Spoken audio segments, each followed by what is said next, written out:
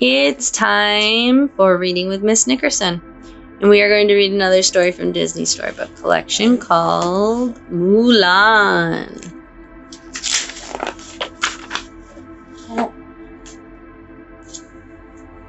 Long ago, beyond the Great Wall of China, a young woman named Fa Mulan lived with her family. One day, the Emperor's aide rode into town. "The Huns have invaded China," he announced. "One man from every family must serve in the imperial army." Mulan's father felt it was his duty to join the army, even though he had been injured in earlier battles. That night, he began to practice some fighting moves, unaware that Mulan was watching. Suddenly, a pain from an old wound shot through his leg, and he collapsed on the floor. Mulan knew that her father wouldn't be able to survive another battle, so she decided to disguise herself as a man and take his place. She cut her hair, put on soldier's clothing, and left in the middle of the night on her horse, Khan. But Mulan was not alone. The spirits of her ancestors sent Mushu, a tiny dragon, along to protect her. They arrived at the army camp. Mushu whispered suggestions about how to look more like a man. "Show them your man walk," he said. "Shoulders back, chest high, feet apart, head up, and strut." "I don't think I can do this," whispered Mulan. "All attitude," Mushu told her. Mulan took a deep breath and strode into camp. She tried to make friends with the other soldiers, Chine Po, Yao, and Ling, but she ended up causing a fight. The camp was in total chaos when Captain Shang arrived. "Soldiers!" the captain shouted. Everyone sprang to attention and pointed at Mulan. "He started it," they said in unison. "Sorry," Mulan said. Then she remembered she was supposed to be a man and lowered her voice. Sorry. "What's your name?" Shang asked. "My name is, Ping," Mulan told him. She handed him her army papers and frowned. She was not off to a good start. Captain Shang was a skillful leader, and though Mulan felt clumsy and inadequate, she worked as hard as she could. She didn't want anyone to find out she was a girl. Shang led the recruits through a series of grueling training exercises to help them prepare for battle. One of the lessons involved retrieving an arrow from the top of a pole while carrying a heavy bronze disc tied to each wrist. "One represents discipline, the other strength," Shang said, holding up the discs. "You need both to reach the arrow." No one was able to do it. Finally, after several attempts, Mulan had an idea. She tied the weights onto her wrists, but looped them together and used them to hoist herself to the top. She had done it! All the soldiers admired Mulan's determination, and they still didn't know that she wasn't a man. After much training, Shang led the soldiers to the Tungshao Pass to meet the rest of the army. When they arrived, they discovered that the army had been defeated, and none of the soldiers had survived. Shang was especially upset when he realized that his father, General Li, had been killed. Shang composed himself and turned to his soldiers. "The Huns are moving quickly. We're the only hope for the Emperor now.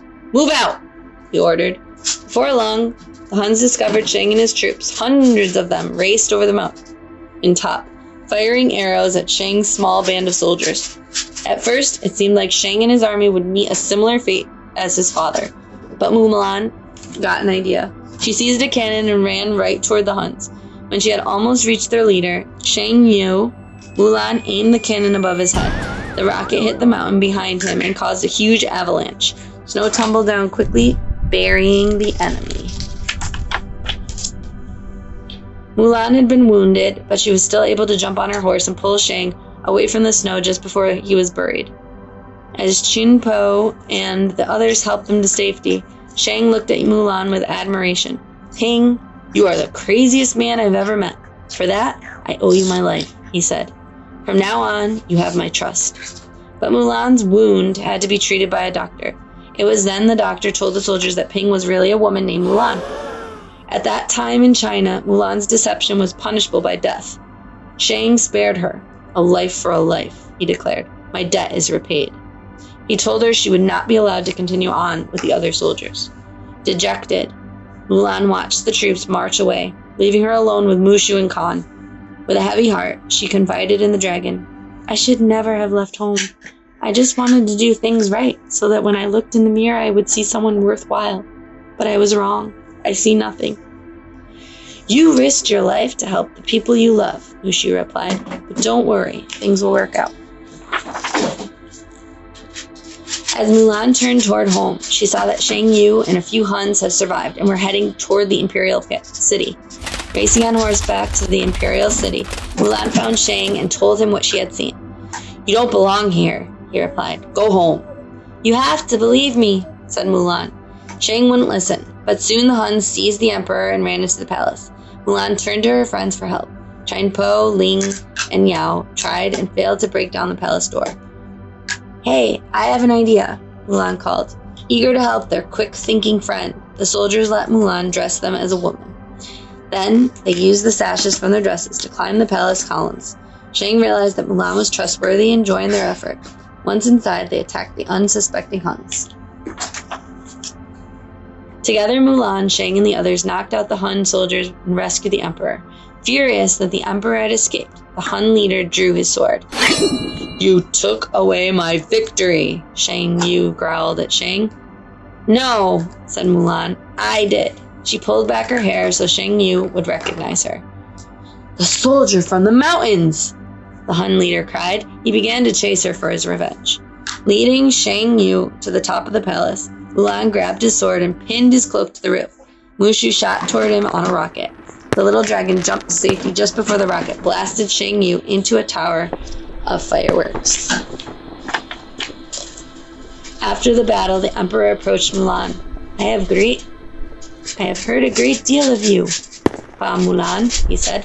You stole your father's armor, ran away from home, impersonated a soldier, deceived your commanding officer, dishonored the Chinese army, destroyed my palace, and you have saved us all.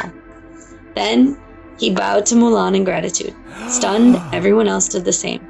See to it that this woman is made a member of my council, the emperor told his aide.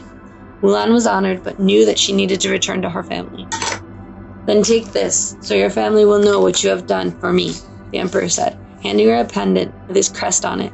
Then he gave her Shen Yu's sword, and this, so the world will know what you have done for China.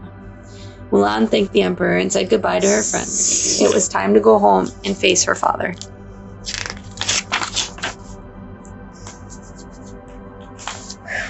At home, Mulan presented the emperor's pendant and Shen Yu's sword to her father. They are gifts to honor the Fa family, she explained, bowing her head. He put them aside and hugged Mulan. The greatest gift and honor is having you for a daughter, he said. Shang had followed Mulan home. He had realized that his feelings for her had grown. She had been very courageous, and he admired her for it. Mulan invited Shang to stay for dinner. He and her family celebrated, delighted everything that had turned out so well. The end.